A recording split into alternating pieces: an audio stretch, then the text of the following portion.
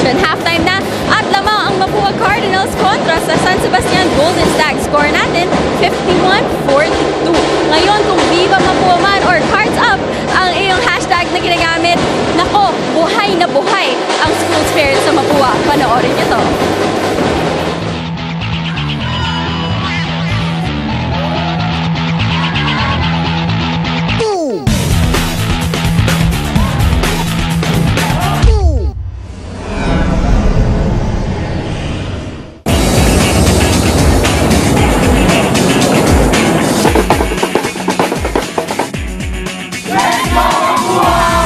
To be number one. Ito ang sigaw ng Mapua dito sa kanilang katatapos lamang na pep rally. Nagsama-sama ang mga faculty, mga atleta at mga estudyante sa kanilang masayang kick-off para sa NCAA Season 92. Yung pep rally talagang yearly, no? Ginagawa namin dito yan para ma-motivate yung mga athlete. Tinatawag na power of cheering eh. Iba yung may mga nag-cheer sa mga player mo. Talagang na-motivate sila. Talagang lalo silang nagiging inspired. Ipinakilala ang mga magigiting na atletang sasabak sa matinding kompetisyon. Pero bago ang labanan, nagpakitang gilas muna sa sayawan bawat Mapuan teams. Siyempre, hindi nagpahuli ang men's basketball team.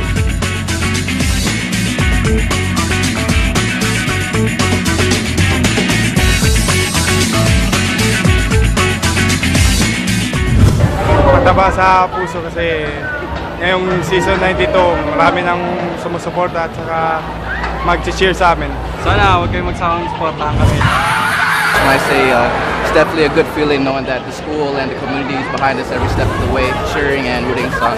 Ngayong season, ipinapangako ng Mapua ang all-heart na laro para makuha ang kampyonato.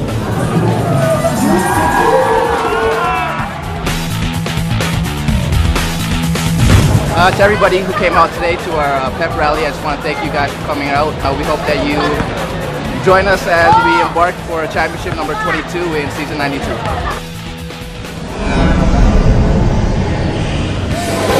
Wow! Yan ang tinatawag nating fighting spirit. And we've seen it from both of our teams today. Kaya kung Mapua Cardinals man or San Sebastian Stags ang team mo ngayon, sagutin niyo ang aming question of the day. Sinong NCAA player ang gusto mong maging kabarkada at bakit? Gamitin niyo hashtag NCAA Season 92 and we'll keep your tweets live on air sa pagbabalik ng NCAA dito lang sa ABS-CBN Sports and Action. Babalik po tayo dito sa Phil Oil Flying Lily Center. At dito nakikita nyo nga kami. Busy po kami ni Mix mag-selfie. Mamaya po, ipapakita po namin itong mirror cam namin dito sa NCAA para makita nyo ang aming perspective. Ayan. Okay, ito pala. Ito kaming dalawa ni Mix. Hello po. Ayan, no? Martin Javier and Mix Bustos at your service. Pero nasa halftime break po tayo ngayon dito sa NCAA. Halftime analysis na po tayo. Maganda yung naging action natin dito sa first half, Mix. Itong dalawang kupunang to, tabla sila after the first quarter, pero Mapua coming back with a stronger second quarter. Alam mo, this has been a game of shootouts, game of runs para dito sa parehong kupunan ng Mapua and San Sebastian. As we can see, our field goal percentage, 54%. Laban naman sa 44% ng San Sebastian. 3-point shooting. Nako, nagpainit din dito ang Mapua. Si Exhibiting meron na siyang 5 3 points. Actually, sa kanya galing lahat yun. Reggie Ilagan naman, RK Ilagan rather, meron na siyang 5 3 points. Ito naman si Justin Mercado, Brian Kipse, and Jeric Papen. Meron silang isang 3 puntos doon. Pero ito naman, ang naging storya itong first half, ang fast break points. Ang run and gun game, Martin, ng Mapua. 12-0 fast break points naman para dito sa Mapua. At para naman sa bench, medyo nakabawi-bawi naman ng konti ang kupunan ni Coach Egay Macaraya with already 26. Leading the way dito para sa San Sebastian na kanilang bench with the RK Ilagan with 17 points. Tama ka dyan, Migs. Tuloy-tuloy ang action dito sa Piloy Flying V Center. Mapua, pareho nag-shootout ng dalawang to. RK Ilagan, Exhibiting. Ayan, nakikita nyo sa ating screen si Exhibiting doon. Pero ito Ilagan yung isa sa kanyang ilang tres, 5 tres. Dito kay RK Ilagan so far in this game. Ang maganda naman dito, Martin, no, nakita nga natin yung 3-point shooting both from XC Biteng and RK Ilagan. Hindi siya pilit. Hindi na na-feel ng force yung issue doon. They've been getting good looks. RK Ilagan has been coming off screens. Ito nga si XC Biteng yung kanyang trademark move. The jump fake muna sa step back 3 points. Kasi yun naman talaga yung mga tira nila. And really, what a great shootout na pinapakita itong dalawang manalarong ito. At 5 tres para sa kanilang dalawa, XC Biteng at RK Ilagan, both with 17 points so far going in to the half. Well, 17 points nga parehas dito. Parehas nga sila rin ng percentages. 5 out of 8 from the field. Pero ito naman ang story rin. Itong ating mga leading source. Ito nga nabanggit na nga natin, no, Martin. XC Biteng and RK Ilagan both have 17 points each. Pero para naman sa Mapua, Andoy Estrella coming off the bench. 3 out of 3 na siya doon from the field, and Joseph Arroyo also with 8 points. But also, Martin, I have to mention, Olwell Oraime, kahit 5 points lamang siya, meron naman siyang 11 rebounds to go with 5 assists. Para dito naman sa San Sebastian, si Justin Mercado naman, 4 out of 5 from the field, 10 points. At si Brian Kipse already with 5 points.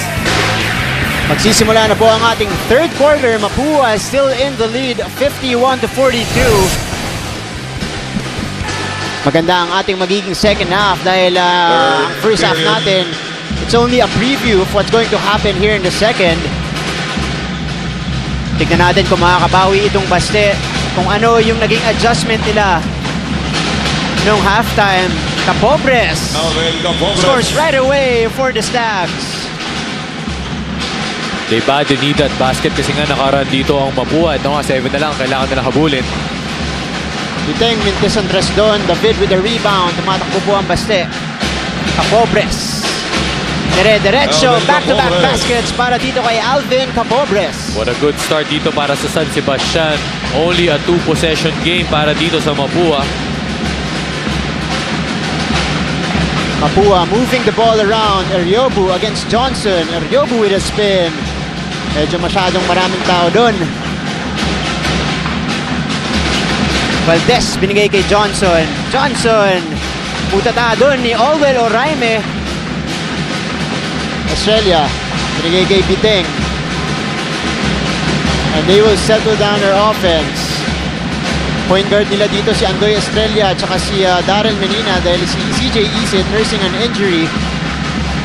Mintes doon si Olwell Oraime. Capobres, natapikan doon ni XC Biteng.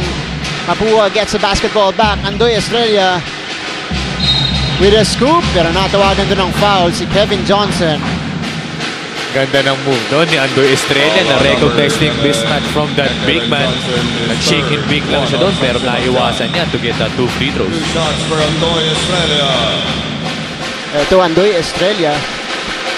We all know, Migs, that he is capable of scoring big para dito sa Mapua Cardinals, pero si Coach Atoy ko, ang hinihingi sa kanya, toughness, tsaka facilitating din para dito sa Mapua. More than the toughness para dito kay Andoy Estrella. Ang kanyang leadership at ang kanyang veteran smarts. Ito nga, he's already in his 3rd year. And galing nga ito sa kanilang homegrown program ng Malayan High School of Science. Na for Andoy Estrella, sabi nga ni Coach Atoy, kailangan lang niya malimit yung kanyang turnovers kasi nababawasan ang kanyang effectivity. Medyo marami nga siyang turnover during the past games. Capobres, may hawak ng bola para sa Baste ngayon. 9 on their shot clock. Alam ba ito ni Valdez? Valdez goes all the way. Doesn't make the layup. Estrella tumatakbo. Napitawan niya dito yung bola. Turnover. Scramble for the ball. Nakuha ng Baste. Pero tumama yung pasa doon sa paa ni Jason David. Babalik ang bola dito sa Mapua Cardinals. Ito nga, Martin, over Twitter, Engineer Janela, hello. Sabi niya gusto na maging kabarkada si Olwell. Kasi friendly siya and he's so cool. Other than that, he's also good in basketball. Also, hi to Sam. Kevin Meneses, pinapabati daw si Andre Felix all the way from Auckland. Iba talaga si parang Andre Felix. Kasamang Andre Felix. Iba talaga yun. Ibang kamandag. Pero ito, 53-46. Hindi pa po nakakascore. Or nakascore na dito parehong kupunan. Pero baba sa 7 ang kalamangan ng Mapua.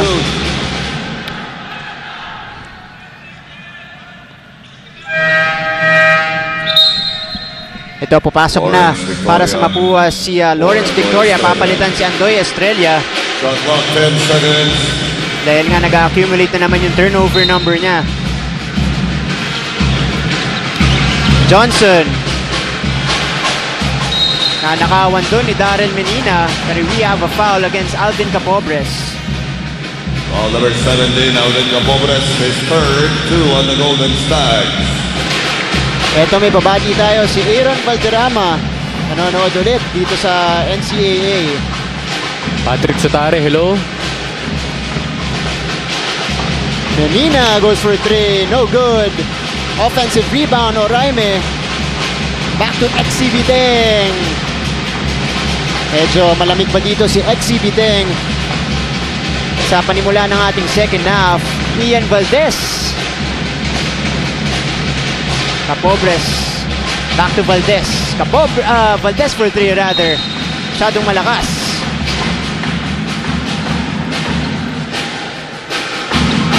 Ito nga, no, halos lagpas 3 minutes na ang nababawas dito sa third quarter, pero 2 points pa lang ang kinascore ng Mapua.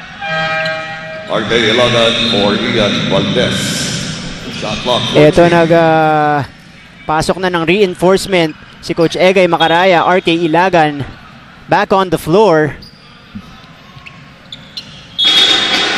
53-46, 6:48 remaining here in the third. Ilagan against a taller Lawrence Victoria. Tignan natin kung anong diskarte dito ng Ilagan. He goes to Mercado, moving the ball around. Keeps it, fakes the 3. Keeps it, takes the jump shot, and makes it.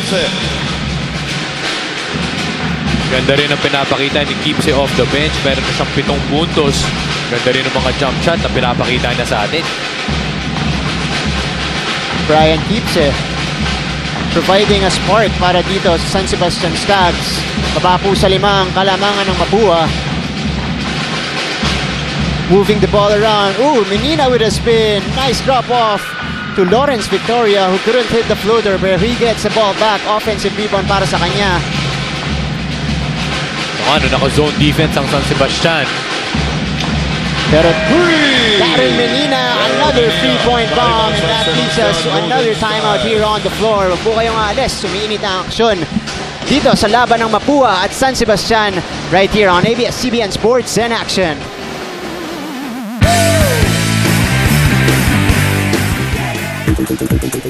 And we are back here on ABS-CBN Sports in Action. Tignan muna natin yung tres doon ni Darren Menina. Ito nga, no, prior to that play, they were playing good defense itong San Sebastian, pero yun nga lang na offensive rebound, and I was supposed to say zone buster. Itong si Darren Menina talagang forcing itong Cardinals to take those 3-point bombs, and Menina making them pay. Darren Menina with a 3-point shot. Una niya yan para dito sa larong to. Hopefully, that gets him in rhythm para sa Mapua Cardinals. May pabati rin tayo sa Twitter. Racy Angeles nanonood. Kaibigan natin yan. Masayang-masaya siya dahil nanalo yung Perpetual kanina. Big win for the Perpetual Health Autos earlier against the Letran Knights, 61-55. Well, of course, any win is a big win. Lalo na if kalaban mo ang defending champions. Siyempre, pampataas yun ng kumpiyansa. Capobres, Mintisan 3. Offensive rebound neto ni Mercado. Kalisaan, looking to get going. Offensive rebound ulit netong San Sebastian. And Capobres draws the foul. And he heads to the line for 2. Gandang hustle doon by Capobres. Even though pinayungan na siya doon ni Serrano. And Oraime finds a way to get that basket to go. Pero yun nga lang nagbentes. Now he's going to the free throw line. Alvin Capobres, the hustle guy para dito sa San Sebastian Stags. Ito mix banggit din namin, last game nitong San Sebastian ay yung mga veterano nila, quote-unquote, ay mga second-year players. So they're forced to grow up faster dito sa NCAA dahil ikalawang season pa lamang nila, pero they're expected to be the leaders of the San Sebastian team. Yes, if I'm not mistaken, meron silang 7 or 8 rookies. Tapos yung mga holdovers nga nila, gaya nga ng sabi mo, sophomore, so automatic, kailangan yung growth medyo mas speed up ng konti para syempre makatapat dito sa mga mas veteranong mga kuponan. Pang-anim na puntos yun ni Alvin Capobres. Samantala, Mapua moving the ball around. Victoria for 3. Masyadong malakas yung press doon ni Lawrence Victoria. Yun na nga, the zone defense gumana doon, forcing to take that ill-advised 3-point shot. Capobres, another shot, pero naabangan siya doon ni Olwell Oraime. Pero RK Ilagan gets the ball back for San Sebastian, and they're running right now. Kalisan drawing that foul against Lawrence Victoria. Medyo banggaan doon si Victoria at saka si Kalisaan. Well, a good presence of mind dito para kay Kalisaan na iangat yung basketball na yun. Kung makikita nga natin, foul na sa ilalim, pero pinilit niyang umakyat para makuha niya yung dalawang free throw. Dahil doon, technical foul ang tinawag dito ni kay Michael Kalisaan. Gretchen Soltones, reigning NCAA MVP. Nanonood, syempre fan na fan to ng San Sebastian. Syempre hindi nyo nire-represent yung school. Yes. Pero for you to support the basketball team, malaking bagay yan para dito sa mga players ng Baste. Two shots for Michael Kalisaan. So Kalisaan will take the 2 free throws. Mintis yung una doon. Tandaan natin, Migs, itong San Sebastian looking to get back on track, on the winning track. Kasi 3 sunod-sunod yung talo nila after their win against the College of St. Benilde in opening day, or no, in opening weekend. Well, Coach Egay Macaraya, very known to the San Sebastian community. Prior to his coaching stint dito sa Golden Stags, he took over also the San Sebastian team dito sa Cavite and won also championships. So for the San Sebastian faithful, they're really looking forward para sa leadership nitong si Coach Egay. Of course, ang dinadala nito ni Coach Egay Macaraya is the winning mentality. Dahil nga he's a winner in other leagues, so gusto niyang gawin din yan dito sa NCAA. Ito, balik ang bola dito sa Mapua. Biting nag-take ng free throw kanina for that technical foul called on Michael Kalisaan. Australia right now up against RK Ilagan, kick out. 3 seconds ulit ang tinawag doon sa Mapua. Samantala, makibalita muna tayo dito sa ating kaibigan na si Siege Tantenko. Siege? Yes, Martin, kung nanood kayo ng halftime kanina, nakita nyo ang nag-iisang cheerleader from the Golden Stags cheerleading squad cheering on the San Sebastian crowd all by herself. Chelsea Ancano, ang president ng cheerleading squad. And saan mo hinuhugot yung school spirit mo? Hinugot ko po siya. Una-una sa sarili ko rin po yung passion ko sa pag-cheering. And then, hinugot ko rin po siya dun sa mga taong sinusuportahan ako dun sa mga ups and downs ko. Ngayon, yung team nyo, dehado, bilang cheerleader, hindi kayo pwede magpakita na nalulungkot kayo. Ano yung mindset mo? Ang mindset ko is, for me, parang cheerleader. So, sa kami dapat yung nag-cheer sa basta sa sabat. Imbis na ipakita namin yung parang downside namin. Cheer hard na lang po. Cheer hard. So, sinong NCAA player ang gusto mo maging makakabarkada at bakit? Si RK Ilagan po. Kasi si RK, alam mo yung kahit ang taas na narating niya, sobrang down to earth niya. Tapos sa school, makakausap mo siya, kahit hindi mo siya close, basta tinropa mo siya, okay siya. Ayun. Ito, bilang cheerleader, parinig ng Bravo Baste para kay RK Ilagan. RK Ilagan, Bravo Baste! Maraming salamat and back to you, Martin. Maraming salamat, Siege. Kaya pala ganito yung shooting ni RK Ilagan. Siyempre, maraming mga nakasuporta. Ito, drop off. Justin Serrano with a nice cut and a nice shoot. Back-to-back baskets for him. That leads us to another timeout for Coach Egay Macaraya. Huwag po kayong alis. Magbabalik ang NCAA Season 92.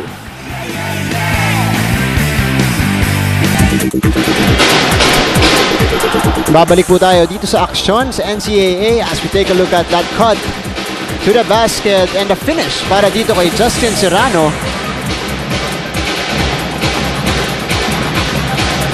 Dalawang basket niya magkasunod pa dito sa ating laro. 4 points para sa kanya. And that increases the lead to 9 points for the Mapua Cardinals, 60-51. 3 minutes, 23 seconds remaining here in the third quarter.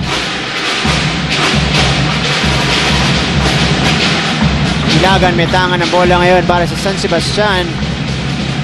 Di pa nakakascore dito sa second half si RK Ilagan. Last touch daw doon ng Base, so balik ang bola dito sa Mapua. So nga, patuloy ang hirap ni Michael Calisaan. Halos tiran na yan sa ilalim, kaso ayaw pa rin pumasok.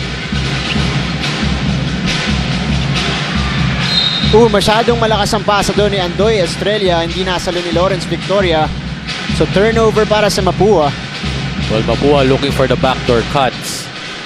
Kasi nga siguro nakikita nila yung butas sa ilalim, pero yun nga lang, napalakas ang kanyang pasa. Kipse against Serrano. Calisaan for 3. Wala pa rin yung tres doon ni Michael Calisaan. Pero offensive rebound ni Kipse, binigay kay Mercado. Parehong supal ni Orwell Oraime. Ganda ng amoy sa bola ni Orwell Oraime. Ganda ng timing niya. Kaya sunod-sunod na blanca yun. Estrella. That's almost a steal, pero naibalik nila ang bola. Oraime. 5 tao ang bumantay doon kay Orwell Oraime. Timeout, Mapua Cardinals. Samantala may timeout para dito kay Coach Atoy ko. Huwag po kayong alis. Magbabalik ang ABS-CBN Sports in Action.